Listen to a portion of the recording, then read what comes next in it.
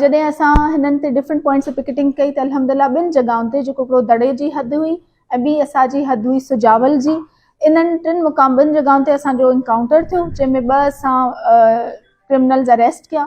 मां हिकिड़े जो नालो मां तव्हांखे ॿुधायां त गुल मोहम्मद उर्फ गुल्ली ॿारहं आहे।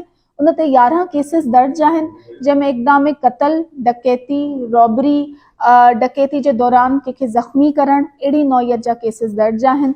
ऐं ॿियो जेको असां वटि आहे अल्लाह बचायो उर्फ बचायो लोटियो, इन ते बि 9 केसिस दर्ज आहिनि, जेके बि इन्ही संगीन नौइयत जा केसिस आहिनि। हिननि खां मज़ीद तफ़्तीश जारी आहे। हिननि सां गॾु गॾु जेको थर्ड आहे, असां नवीद मेमण नाले माण्हू खे बि अरेस्ट कयो आहे ऐं इहो बि अहिड़ी गैंग जो मेंबर आहे। इन जो क्रिमिनल रिकॉर्ड वेरीफाई कयो पियो वञे। जॾहिं असां हिननि गैंग्स खे इनिशियल थोरो इंटेरोगेट कयो ऐं असां हिननि खां जॾहिं थोरी पुछगाछ कई त असांखे 22 मोटरसाइकिलूं जेके मुतअद्दिद वारदात में असां वटां फुर बि थियल हुयूं, चोरी बि थियल हुयूं, बरामद थियूं आहिनि ऐं 3 खां ज़ाइद मोबाइल फ़ोन्स जेके फुरिया विया हुआ आवाम खां, उहे बि असां रिकवर कया आहिनि।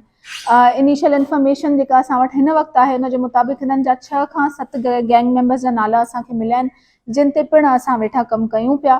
असां पुरउमीद आहियूं त असां हिननि कंप्लीट गैंग्स खे बस्ट करे अमन अमान जी सूरत खे अञा बहितर कंदासीं।